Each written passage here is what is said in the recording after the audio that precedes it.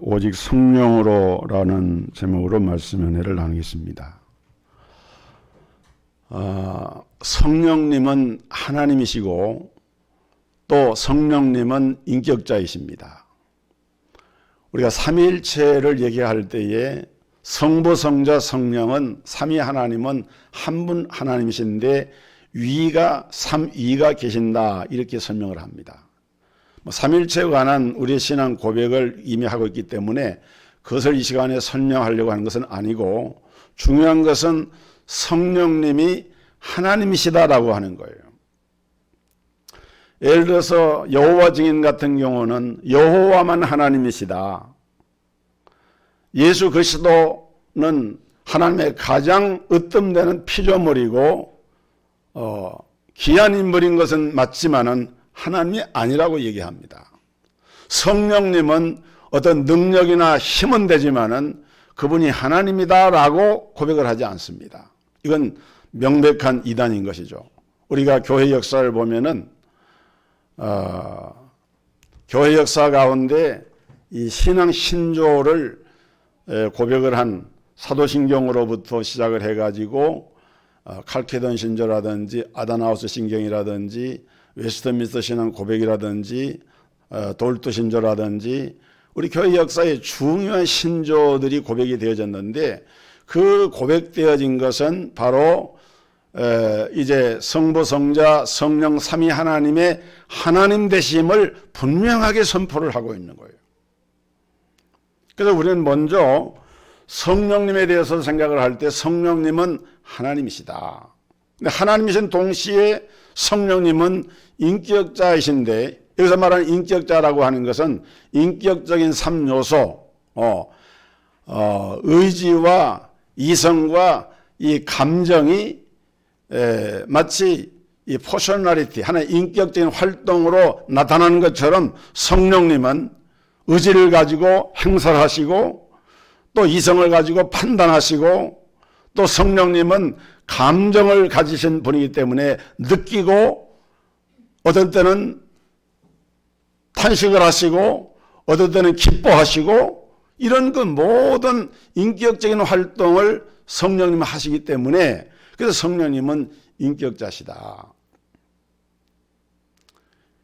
그래서 우리 성도들이 신앙생활을 하면서 성령님과의 관계가 대단히 중요합니다. 성령님을 소원케 해서는 안 되는 것이죠.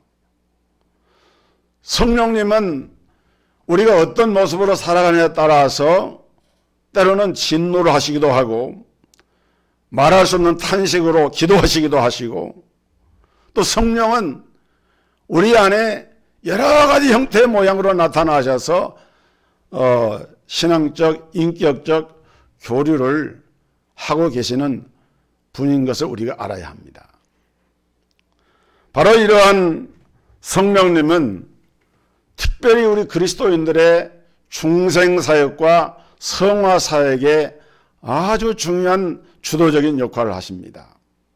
자, 우리가 거듭나지 않으면 하나님 나라 갈 수 없죠. 여러분들은 다 성령 안에서 거듭나셨기 때문에 하나님 나라의 백성이 되고 하나님의 자녀가 된 거예요. 그런데 이렇게 거듭나게 하는 역사를 누가 하느냐? 성령님이 하신다 그랬어요. 요한복음 3장 5절에 기록된 말씀 보면은 예수께서 대답하시되 진실로 진실로 내게 이르노니 사람이 물과 성령으로 나지 아니하면 하나님 나라에 들어갈 수 없느니라. 반드시 성령으로 거듭나야 되는데 이걸 가리켜서 중생이라고 얘기를 합니다. 니고데모와의 대화 가운데서 네가 거듭나야 하리라 하니까 니고데모가 모태에 들어갔다가 다시 어떻게 낳겠습니까? 할 때 육으로 난 것은 육이요 영으로 난 것은 성령으로 난 것은 영이니 네가 거듭나야 하리라 하는 말씀을 바로 깨달아야 되는데 거듭난다라고 하는 것은 물과 성령으로 나는 것이다 라고 말씀을 하면서 물과 성령, 여기서 물은 하나님 말씀을 말하는 것이고 물과 성령, 이 성령으로 말미암아 나지 아니하면 하나님 나라에 들어가지를 못한다. 그러니까 오늘 우리가 구원사역에 있어서 하나님이 창세전에 그 기쁘신 뜻대로 예정을 하시고 때가 되면 부르시고 부르신 자들을 거듭나게 하시고 거듭난 자에게 회심과 신앙을 통해서 칭의의 은혜를 주시고 하나님의 양자된 은혜를 주시고 그 다음에 이제 그 성도를 거룩하게 하시는 성화의 이런 과정을 두시고 끝까지 인도해서 영화의 자리까지 이르게 하시는데 사실 우리 성도들에게 있어서 여기서 중요한 것은 중생과 성화입니다. 그렇죠. 중생이라고 하는 것은 새로 나는 것이니까 우리가 거듭나는 것인데 이 거듭남이 없으면 절대 성장이 있을 수가 없는 거예요. 그런데 그 거듭나는 일을 누가 하느냐? 성령님이 하시는 거예요. 그러니까 성령이 아니고서는 우리가 결코 거듭날 수가 없는 것이고, 근데 거듭났지만은 그리스도인의 초보에 머물러 있으면서 장성한 분량에 이르지 못한 그런 성도들이 신앙이 장성하도록 자라나도록 하는 것은 이걸 성화라 그러는데, 이 성화 구원을 이루는 일도 성령님이 그 일을 주도적으로 하시는 거예요.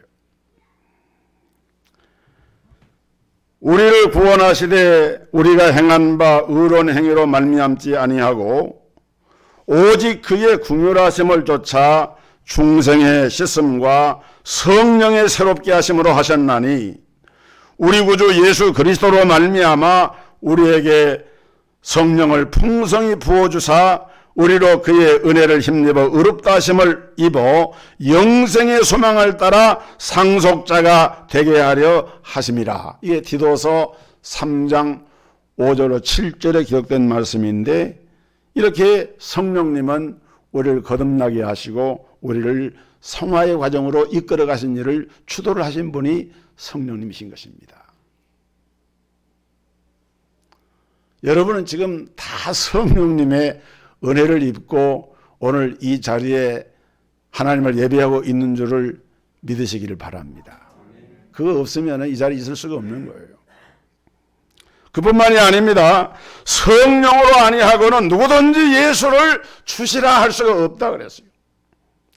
고린도전서 12장 1절로 3절에 형제들아 신령한 것에 대하여 나는 너희가 알지 못하기를 원치 아니하노니 너희도 알거니와 너희가 이방인으로 있을 때에 말 못하는 우상에게로 이끄는 대로 끌려갔느니라. 그러므로 내가 너희에게 알게 하노니 하나님의 영으로 말하는 자는 누구든지 예수를 저주할 자라 하지 아니하고 또 성령으로 아니하고는 누구든지 예수를 주시라 할 수 없느니라 그랬어요.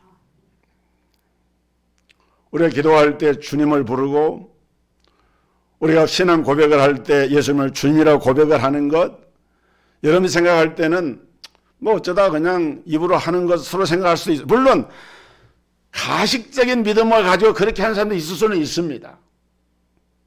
그러나 정말 내가 예수를 주라고 믿고 고백하는 것은 성령의 은혜가 아니고서는 고백할 수가 없다라고 하는 것이 성경이 일관되게 가르치고 있는 말씀이에요. 그뿐만이 아니라 성령은 우리가 하나님의 자녀인 것을 증거합니다. 로마서 8장 14절 이하에 무릇 하나님의 영으로 인도함을 받는 사람은 곧 하나님의 아들이라. 하나님의 영으로 인도하는 것, 성령 인도받는다 그 말이죠. 너희는 다시 무서워하는 종의 영을 받지 아니하고 양자의 영을 받았으므로 우리가 아바 아버지라고 부르짖느니라.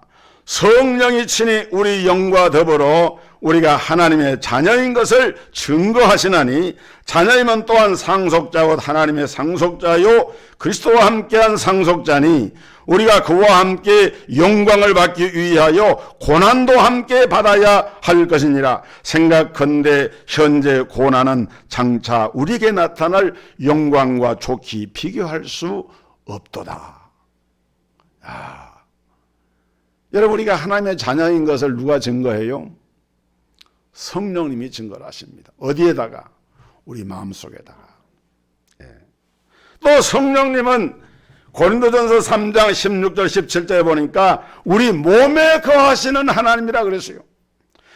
너희는 너희가 하나님의 성전인 것과 또 하나님의 성령이 너희 안에 거하시는 것을 알지 못하느냐? 누구든지 하나님의 성전을 더럽히면 하나님의 그 사람을 멸하시리라. 하나님의 성전은 거룩하니 너희도 그러하니라 말씀을 했어요. 여러분, 우리가 비록 육체적으로 볼 때, 세상적으로 볼 때는 인간적인 약점이 있고 한계가 있고 미약한 것이 있지만은 그럼에도 불구하고 성령님은 우리의 몸을 당신의 전을 삼고 우리 안에 거하시면서 너희 몸은 하나님의 거룩한 성전이다, 이렇게 말씀을 하고 있는 거예요. 이렇게 성령의 역사가 우리의 구원 사역과 우리 그리스도인의 신앙생활에 중요하기 때문에 하나님의 자녀된 성도들이 이 신앙생활에서 승리하기 위해서는 반드시 성령으로 충만함을 입어야 됩니다. 성령의 충만함. 여러분, 예수님 제자들이 예수님께서 부활 승천하신 후에 무력한 모습으로 오순절 날에 약속하신 성령을 기다리면서 마가의 다락방에 모였습니다. 오늘 봉독한 사도행전 1장 8절에 성령이 너에게 임하시면 너희가 권능을 받고 예루살렘과 온 유대와 사마리아와 땅끝까지 이르러 내 증인이 되리라 하시니라. 이 말씀을 붙잡고 백신문도가 오순절이 이르기까지 모여가지고 집중적으로 열흘 동안 기도를 했는데 그 가운데 성령이 임하셔서 성령의 충만한 역사가 일어나서 14개의 나라의 각국에서 온 사람들이 다 자기 나라 말로 방언을 듣게 되고 그리고 성령으로 충만함을 입는 역사가 일어나게 되었고 그 결과로 초대교회가 탄생하였고 성령의 시대가 열려지게 되어서 오늘 우리가 살고 있는 이 시대는 바야흐로 성령의 시대가 된 것입니다.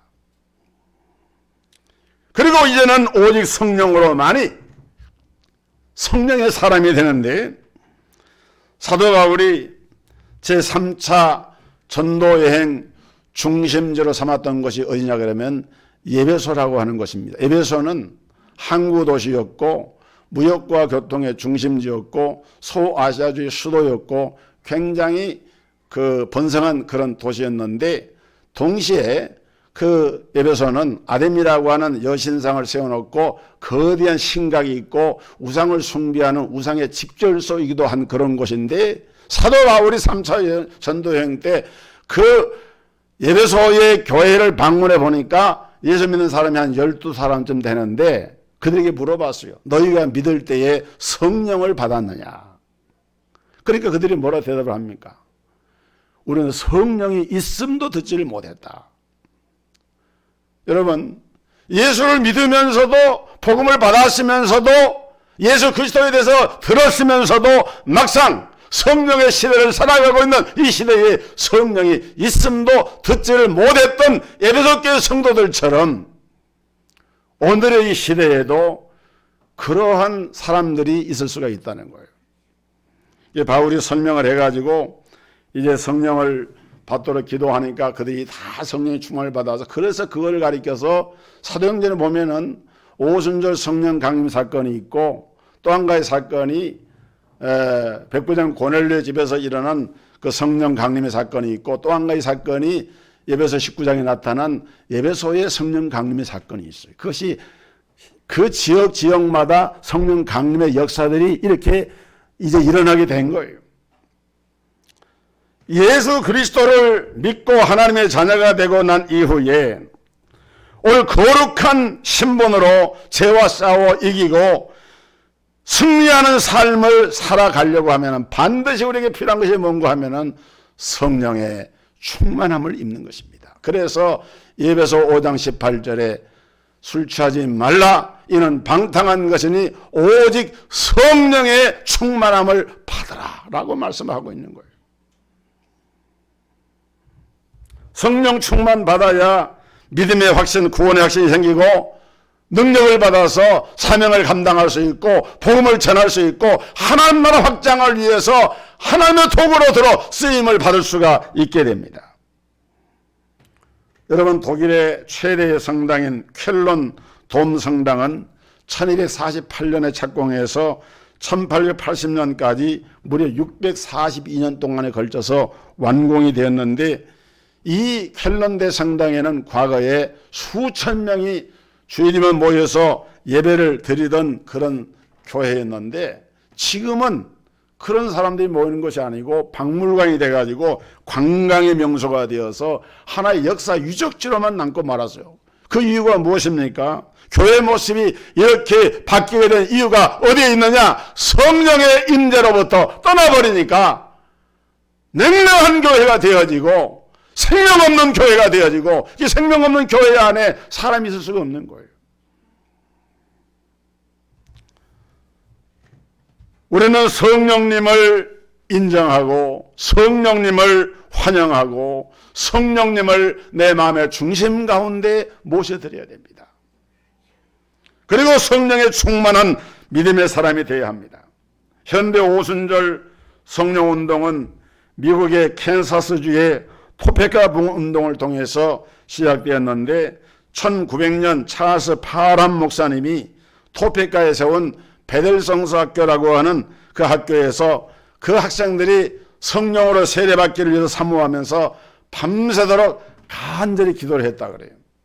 놀라운 것은 그때 아그네스 오즈만이 파란 목사님에게 안수를 받을 때 성령 세례를 받게 되고 방언을 말하게 되고, 뒤이어서 다른 학생들이 방언을 말하면서 성령 세례를 받게 되는데, 그때 모여서 성령의 은혜를 받은 사람들이 12명이었는데요.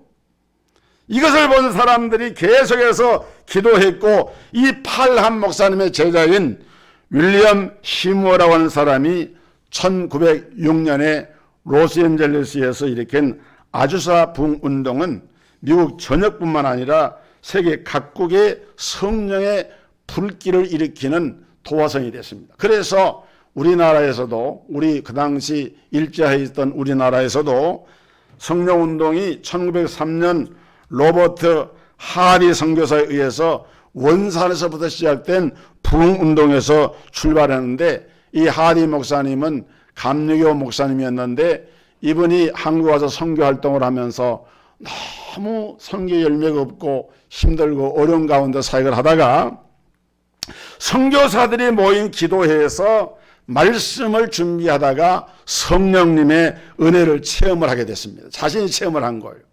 그리고 자신이 교만했던 자신의 지난날 모습을 회개하고 진심 어린 회개의 고백을 대중 앞에서 하기 시작했는데, 그때 그 하디 선교사님의 고백을 들은 사람들이 다 마음이 뜨거워져 가지고 거기에서 회개가 일어났어요. 그리고 또 그로부터 4년 뒤인 1907년에 평양 대부흥운동으로 일어나게 되는데, 이 평양 대부흥운동은 길선주 장로님이 눈물의 회개로 시작을 했는데, 이 길선주 장로님은 자기 친구가 죽었는데 친구의 유산을 그 친구의 부인에게 서류를 정리해서 이렇게 다 전달해 줘야 되는데, 그때 그 일을 하면서 일부를 자기 소유로 하고 그렇게 한 자기 행위가 그때 이제 대중 앞에서 은혜를 받고 나니까 마음이 아파가지고 그 사실을 고백을 하는데, 이 고백을 들으면서 사람들이 다 마음속에 성령의 강한 역사를 경험을 하면서 회개가 일어나게 됐습니다. 그래서 이 평양 대부흥운동을 통해서 당시 한국 교회 성령의 그 임재는 개인의 삶만 변화시키는 것이 아니라, 그때의 그 평양시내 거리 술집들이 다 가게 문을 닫고 그야말로 놀라운 역사가 그 지역사회에서부터 일어나게 됐어요. 그 당시 한국교회 부흥을 지켜보았던 메리만 콜버트 하리스 선교사는 이렇게 기록을 남겨서 그 당시 상황을 얘기했습니다. 수천 명이 글 읽기를 배우기 시작했고, 술주정꾼, 도박꾼, 도적놈, 살인자 수천 명의 잡신 숭배자들이 새 사람으로 바뀌었다.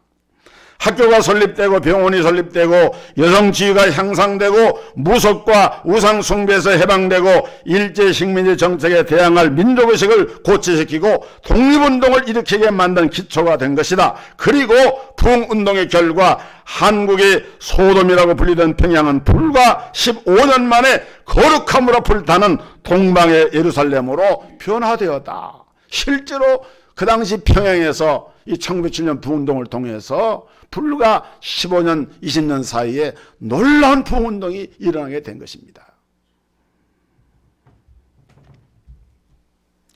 오늘 성령 충만은 그렇기 때문에 중요한 것이고, 오늘 성령 강림 주일을 맞이해서 우리가 지속적으로 성령의 충만함을 받아서 주님 오시는 그날까지 복음을 증거하는 하나님의 사람, 성령의 사람이 되어야 하겠는데, 왜 우리가 성령 충만을 입어야 하느냐, 그 이유를 몇 가지 생각해 봅니다. 첫째는 성령 충만해야 자기 자신을 극복할 수 있기 때문입니다.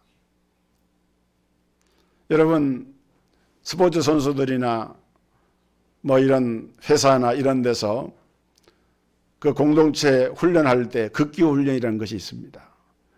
극기의 이 극기라고 하는 말은 극복할 극자에다가 자기 기자, 자기를 이겨내는 훈련이 극기 훈련이에요.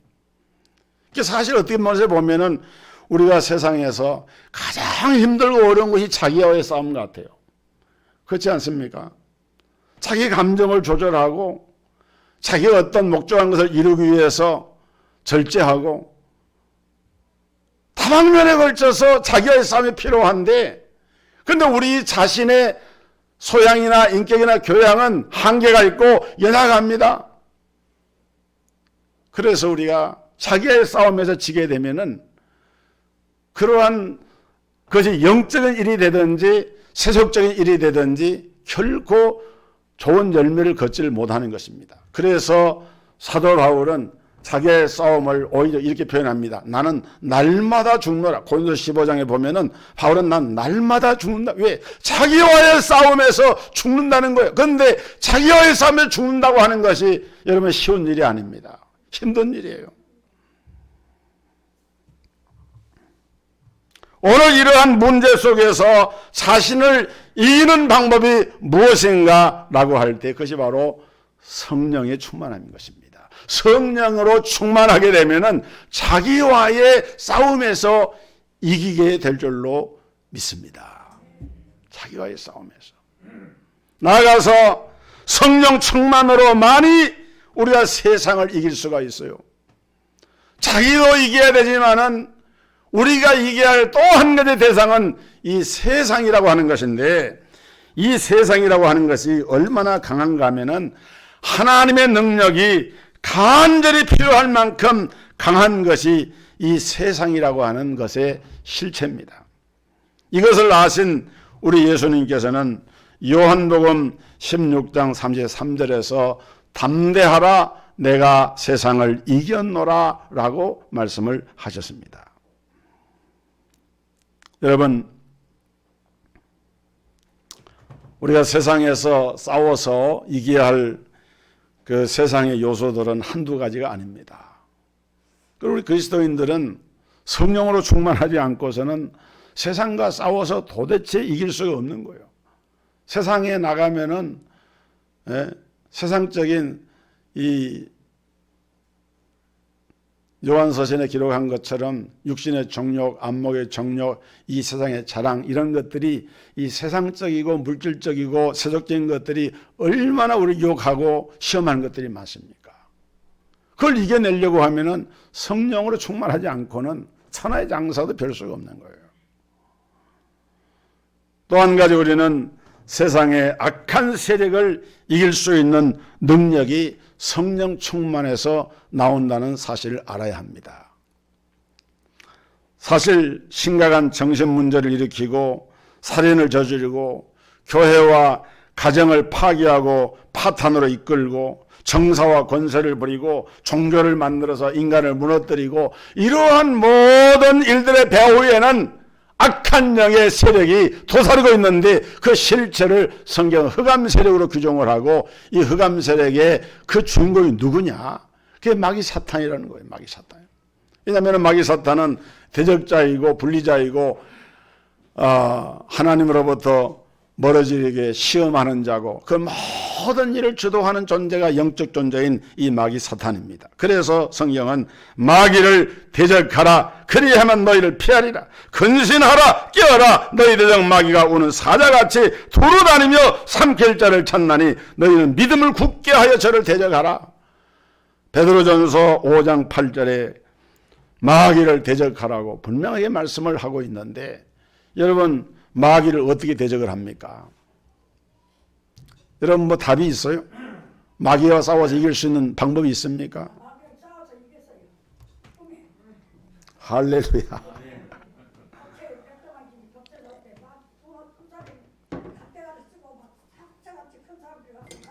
예, 감사. 그게 말입니다. 권사님이 기도를 많이 하시니까 집에서도 기도를 많이 하시니까 그런 거예요. 어떤 분들은 꿈속에서도 마귀에 지는 사람이 있어요. 마귀에 질질 끌려다니는 사람이 있어요. 예? 꿈속에서도 그냥 막 두려워가지고 떠는 사람이 있다고. 영적인 상태를 자기가 점검을 해야 돼요. 그때에는. 그러나 꿈속에서라도 마귀에 대해서 단호하게 사단아 물러가라! 이렇게 해가지고 강력하게 막 이렇게 축사 명령을 하고 그거는 그 영적으로 살아있기 때문에 그런 거예요. 여러분 예수님이 마태복음 4장에 보면은 마귀의 시험을 받으십니다. 그런데 그 앞에 4장 1절 앞에 보면 예수께서 성령에게 이끌려 마귀의 시험을 받으러 광야로 가사 그랬어요. 예수님조차도 시험 당하실 때 마귀를 결국은 그 시험을 세 가지 시험을 이기고 난 다음에 4장 12절에 보면 이에 마귀는 떠나가고 천사가 나와서 수종선이라 그랬는데 마귀가 떠나가고 승리할 수 있던 비결이 뭐냐? 성령 충만했기 때문에. 여러분 마태복음 4장 앞에 3장 끝에 가서 보면은 예수님이 요단강에서 세례 요한에게 세례를 받으시고 물에서 올라오실 때 하늘이 비둘기처럼 열리고 하늘에서 음성이 나기를 이는 내 사랑하는 아들이요 내 기뻐하는 자니 너희는 저의 말을 들으라 하는 성부 성자 성령 하나님이 그 가운데 임재하셔가지고 예수님에게 성령으로 충만한 역사가 거기 이루어진 사건이 나옵니다. 그리고 나서 바로 4장으로 가서 예수께서 성령에게 이끌려서 마귀의 시험을 받으러 광야로 가셨다. 예수님이 승리한 이유가 어디에 있어요? 예수님조차도 성령으로 충만해야만이 마귀 시험을 이길 수 있다고 하는 것을 보여주는 기사입니다. 마귀는 자기 때가 얼마 남지 않은 것을 알기 때문에 마지막 때에 극심한 발악을 하는데 이런 사탄의 발악을 이기는 유일한 병기는 오직 성령의 능력뿐인 줄 믿으시기를 주님의 이름으로 축복합니다. 그래서 성령 충만이 필요한 거예요. 그 다음에 네 번째로 성령으로 충만하면은 영육 간의 질병을 이기게 됩니다. 신체적으로 허약하고 몸에 병이 약한 분은 또 어쩔 수 없는 면이 있지만은 어쩔 수 없다기보다도 그 뭐 나무랄 수 있는 그런 성질은 아니지만은 어떤 분은 1년 내내 사시사철 감기를 달고 다니는 사람이 있어요. 봄이나 여름에 찬물로 그냥 머리만 감아도 감기 걸리고 가을바람이 신선하게 불어도 감기 걸리고 겨울 되면 독감을 알아서 눕고 환절기 되면 여지없이 감기 걸리고 이건 뭐냐면은 몸의 신체 저항력이 그만큼 약해져 있는 거예요. 바이러스가 침범할 수 있는 통로로 몸의 구조가 약해졌기 때문에 그런 거예요. 뭐 사람이 살다 보면 감기도 걸리고 몸도 아프고 그럴 수 있죠. 그러나 여러분들이 영육 간의 이런 질병에 대해서도 알아야 될 중요한 사실은 성경 마가복음 16장 17절 예수님 말씀하기를 믿는 자들에게는 이런 표적이 따르니 저희가 귀신을 쫓아내고 새 방언을 말하고 뱀을 집으며 무슨 독을 마실 자라도 해를 받지 아니하고 병든 자에게 손을 얹어 고침을 받으리라 분명히 예수님이 말씀을 했는데 여기서 믿는 자라고 하는 것은 성령 충만한 믿음을 말하는 거예요. 성령으로 충만하여서 여러분의 모든 질병, 영육간의 질병에서 자유함을 누리게 되기를 주의 이름으로 축복합니다. 갈라디아서 5장 1절에 보니까 그리스도께서 너희로 자유케 하셨으니 다시는 종의 멍에를 매지 말라. 여러분, 그리스도께서 자유를 주셨다. 그리스도가 누굽니까? 예수 그리스도 아니에요? 그리스도는 우리에게 죄로부터, 마귀 사탄으로부터, 모든 흑암 권세로부터 자유함을 주신 거예요. 그래서 이 성령의 능력을 힘입게 되면은 이제는 담대하게 복음을 전할 수 있게 되는데, 여러분, 성령 충만을 지속적으로 누리기 위해서는 복음의 핵심을 나의 사상으로 무장을 해야 됩니다. 계속해서 지속적으로 성령 충만함을 입고 나가려고 하면 다른 게 없어요. 물론 다윗처럼 찬양도 합니다. 또 사도 바울처럼 기도처를 따라서 늘 기도도 합니다. 근데 중요한 것은 다윗이나 사도 바울이나 믿음의 용량들이 계속해서 성령 충만을 받고 사역할 수 있던 그 근거는 어디 있느냐?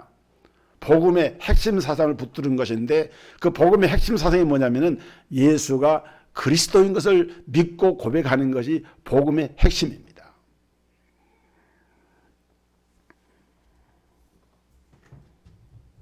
오늘 여러분,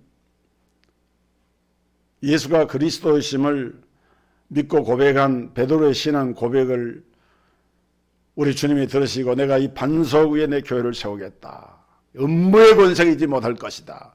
네가 이게 고백한 것은 내 혈육이 아니요, 하늘에 계신 내 아버지의 영이니다.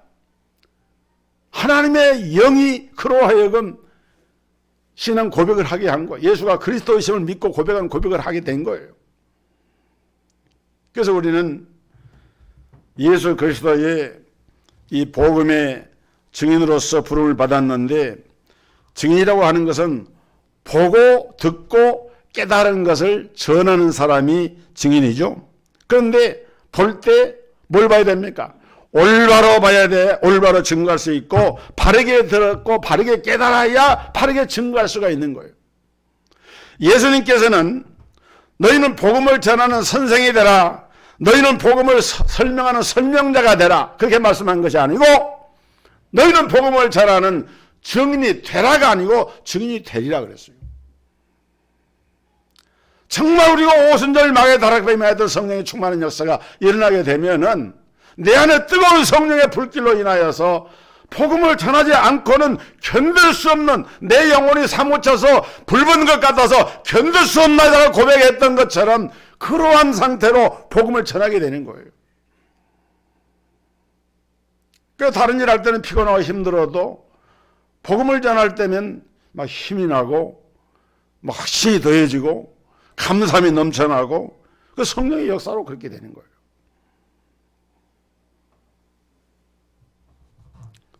초대교회 현장에서 일어난 이 성령의 역사를 가만히 살펴보면은 중요한 것은 복음의 핵심을 나의 사상으로 삼을 때 이런 역사가 일어났습니다. 여러분, 사도행전 8장에 보면은 에디오피아 내시가 빌립의 전도자 빌립을 만나가지고 거기에서 회심을 하고 세례받는 장면이 나오죠. 8장 35절에 보니까 빌립이 입을 열어 이 글에서 시작하여 예수를 가르쳐 복음을 전하니, 핵심 사상이 중요한 거예요.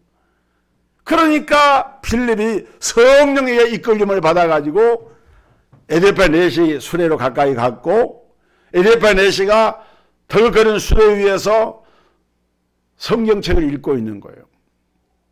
성경책이라 그러니까 우리는 이렇게 잘 재책이 된 이런 책을 생각하겠지만, 그 당시 성경책은 두루마리입니다. 두루마리는 양도 크고 부피도 크고 그것을 펼쳐서 읽고 있는데, 가까이 가서 읽은 것을 깨닫느냐 물으니까 가르쳐주는 이가 없는데 어떻게 깨닫겠습니까? 그래서 이 글에서 시작하여 전도자 빌립이 예수 그리스도에 대한 것을 전하니까, 내가 이제 성령으로 은혜를 입고 하나님 은혜를 입었는데 누가 세례를 받는 걸 금하겠느냐. 그래 함께 세례를 받고 전도자 빌립은 흔히 자기 길을 가고 그리고 에디오피아 내시는 수레를 타고 자기 고국으로 돌아가는, 이게 뭐냐면 기가 막힌 성령님이 그 자리에 임재하셔가지고 하나님 역사 이루신 거예요. 그러니까 이런 장면을 보면은 꼭 우리가 무슨 전도한다고 무슨 이게 참 말하기 뭐 나팔을 불고 막 소리를 치서만 전도가 아니라 하나님이 그때그때 성령님을 통해서 마음에 감동을 주고 만날 사람 연결해 주시고, 그때 그 성령님의 그 감동을 주실 때에 내가 그 말씀에 그것을 깨닫고 순종하기만 하면 그게 성령의 역사가 일어나는 걸 볼 수가 있다는 거예요. 이게 성령 충만한 사람들의 모습입니다.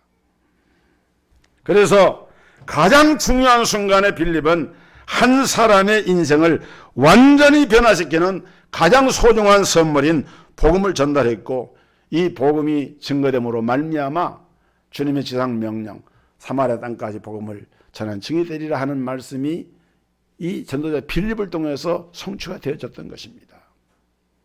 오늘 이런 은혜가 성령 충만함을 받고 우리 모든 성도들에게 임하기를 주의 이름으로 축복합니다. 찬양하겠습니다.